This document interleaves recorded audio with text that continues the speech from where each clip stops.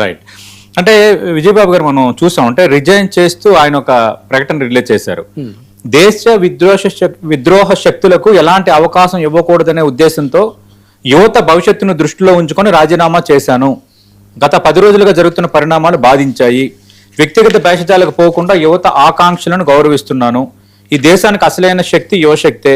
రాజకీయ ఆందోళనలకు దూరంగా ఉంటా. యువత తమ అమూల్యమైన సమయాన్ని కేవలం చదువుకే కేటాయించాలని ఆయన కోరారు. అంటే ఈ 2 స్టేట్మెంట్లపై మీ స్పందన ఏంటి?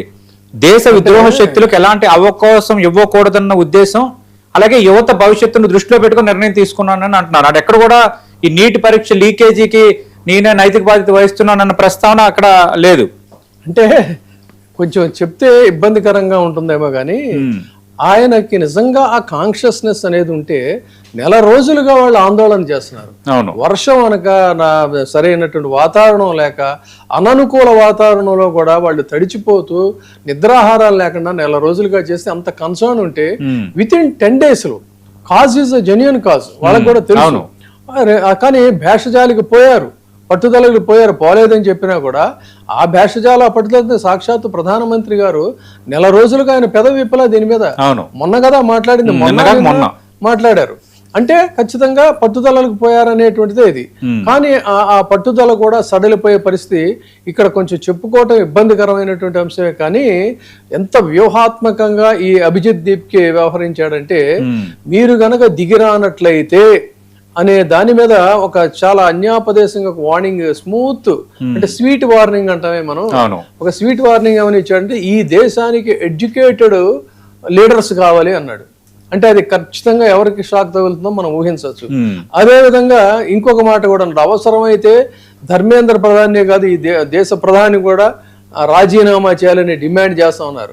అంటే ఏమవుతుంది, చాప కింద నీరులా మొదలైనటువంటి ఉద్యమం క్రమక్రమంగా ఢిల్లీ మొత్తం యావత్ దేశం గద్దెనే, ప్రధానమైనటువంటి గద్దెనే షేక్ చేసేటువంటి పరిస్థితికి వస్తుంది. ఇక మరీ మనం ఊరుకుంటే పరిస్థితి చేయి దాటిపోయేటట్టుగా ఉంది. ఎందుకంటే సుప్రీంకోర్టు అడ్వకేట్స్ వచ్చారు, అందులోకి మేధావులు వచ్చారు, బాలీవుడ్ స్టార్స్ వచ్చారు, మాజీ ఆర్మీ కూడా రంగంలోకి దిగారు. ఇంత దాకా వస్తున్నప్పుడు మొత్తం ఏంటంటే దండుగా అనేక అందరూ కూడా జట్టుగా కలిసి వస్తున్నటువంటి పరిస్థితుల్లో ఇదంతా కూడా ఏకీకృతం అయితే ఈ ఉద్యమాన్ని నోబడీ కెన్ స్టాప్. ఆ ఉద్దేశంలోనే నష్ట నివారణ చర్యల్లో భాగంగానే ఇప్పటికిప్పుడు ఈ నిర్ణయం తీసుకున్నారని అయితే చెప్పాలి. అంటే ఇప్పుడు నష్ట నివారణ చర్యల్లో భాగంగానే ఇప్పుడు నిర్ణయం తీసుకున్నారంటున్నారు. అంటే ఇక రాజకీయంగా నష్టం ఉండకపోవచ్చా భారతీయ జనతా పార్టీకి? ఎందుకంటే ప్రధాన డిమాండ్ నెరవేర్చేశారు కదా. పొలిటికల్ గా ఇవి రాజకీయ పార్టీలు కూడా ఇన్వాల్వ్ అయ్యాయి. అంతకుముందు మనం చూసాం, సరే కాక్రోచ్ జనతా పార్టీ లీడ్ తీసుకున్న కొద్ది రోజులు ఆప్ మూమెంటంగా ఉంది, తర్వాత కాంగ్రెస్ పార్టీ ఎంటర్ అయింది, అలాగే కొన్ని పార్టీల విద్యార్థి సంఘాలు కూడా ఎంటర్ అయిన వాతావరణం క్రియేట్ అయింది. రాజకీయంగా దీని ప్రభావం ఎంత ఉండబోతోంది? ఎన్డీఏకి ఇది ప్లస్సా మైనస్సా? ఖచ్చితంగా మైనస్ అని చెప్పాలి. పైగా ఏదైతే ఆయన భారత్ సంసద్ అని అదని ఇదని ఒక కాన్సెప్ట్ తీసుకున్నారో ఆ కాన్సెప్ట్ ఇవాళ యువత అనేటువంటిది బీజేపీకి దూరం అయిందనేటువంటి దాన్ని చాలా స్పష్టంగా చెప్పవచ్చు.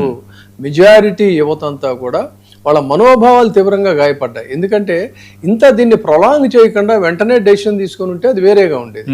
ఇంత ప్రొలాంగ్ చేసిన తర్వాత కొన్ని స్థిరమైనటువంటి నిశ్చిత అభిప్రాయాలు ప్రతి యువతలో కూడా కన్సాలిడేట్ అయిపోయినటువంటి పరిస్థితుల్లో యువత అయితే ఖచ్చితంగా దూరం అయింది. ఇది ఒక రకంగా ఒక షాక్ అనేది కూడా కేంద్ర ప్రభుత్వానికి ఒక షాక్ అని కూడా చెప్పాలి. తర్వాత ఇంకా మారేటువంటి పరిస్థితుల్లో ఇది ఏ రకమైనటువంటి షేప్ తీసుకుంటుంది, మనం it is too early to analyse. కానీ రేపు రాబోయే కాలంలో కొన్ని రాష్ట్రాలకు ఎన్నికల దగ్గరలో ఉన్నాయి. అలాంటి పరిస్థితుల్లో ఈ ఎన్నికల్లో కీలక పాత్ర వహించాల్సినటువంటి వ్యక్తి ధర్మేంద్ర ప్రధాన్. ఎందుకు ధర్మేంద్ర ప్రధాన్ ఇక్కడ సింపుల్ గా నేను క్లోజ్ చేస్తా, ధర్మేంద్ర ప్రధాన్ ని తప్పించడానికి ఎందుకు ఇంత మొండి పట్టుదల పట్టారు అంటే కేవలం ఒక ఎడ్యుకేషన్ మినిస్టర్ అవడం వల్ల కాదు. ఆయన పార్టీలో చాలా కీలకమైనటువంటి వ్యక్తి. 24 సంవత్సరాలు ఉన్నటువంటి ఒడిశాలో ప్రభుత్వాన్ని కూలదోయటం చేసి అక్కడ విజయాన్ని సాధించడంలో కానీ, బీహార్లో కానీ, మన ఉత్తరప్రదేశ్లో కానీ ఇలాంటి అనేకమైనటువంటి రాష్ట్రాల్లో ఒక స్ట్రాటజిస్ట్గా అక్కడ బీజేపీ ఘన విజయానికి కీలక పాత్ర వహించిన వ్యక్తి. ఇద్దరికీ కూడా చాలా సన్నిహితుడు. ఏదో అమిత్ షా గారికి మోడీ గారికి. పార్టీలో చాలా కీలకమైన వ్యక్తి, ఫ్రంటల్ గా మనకి ఫేస్ లో ఎడ్యుకేషన్ మినిస్టర్ గానే కనిపిస్తాడు ఆయన. కానీ ఈ వ్యవహారాలన్నీ ఉన్నాయి. తర్వాత ఏంటంటే ఆ ఈశాన్య తూర్పులో ఒక బలమైనటువంటి సామాజిక వర్గానికి సంబంధించినటువంటి వ్యక్తి, ఇంకా ఇన్ని రకాల కారణాలు ఉన్నాయి కాబట్టి ఆయన్ని కాపాడాలనేటువంటిది చివరి దాకా ప్రయత్నం చేశారు. సో ఇక మొత్తంగా అసలు తమ ఉనికికే భంగం కలిగించేటువంటి పరిస్థితుల్లో ఆయన్ని రాజీనామా చేయించారు. కానీ బహుశా త్వరలోనే అంతకంటే కూడా మంచి కీలకమైనటువంటి బాధ్యతల్లో ఆయన ఉంటాడు అనేది అయితే చెప్పొచ్చు. బట్ ఏదేమైనా it is a shock to the NDA government. Right. అంటే మీరు అన్నట్టు 2-3 రోజుల్లోనే బీజేపీ జాతీయ వర్గం ప్రకటించబోతున్నారు. మీరు అన్నట్టు అక్కడైనా కీలక బాధ్యతలు డెఫినెట్ గా మనం, అలాగే వచ్చే ఏడాది 7 రాష్ట్రాల ఎన్నికలు జరుగుతున్నాయి, ఆ బాధ్యతలన్నీ కూడా ఇవ్వచ్చు.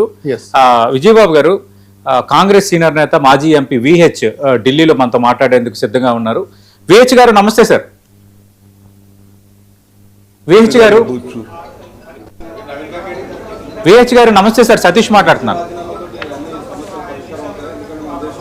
హలో విహెచ్ గారు.